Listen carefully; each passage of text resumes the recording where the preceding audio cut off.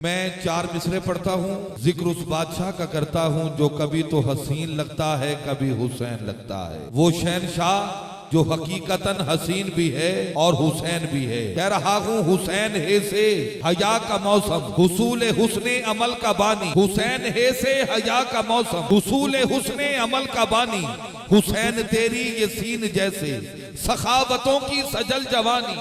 हुसैन ये से यजीदियत पर यकीन मोहकम की हुक्मरानी। हुसैन तेरी ये नून जैसे नबी ये मुरसल के जिंदगानी। हुसैन तेरा जो नाम लिखूं तो जिंदगी का पयाम उतरे।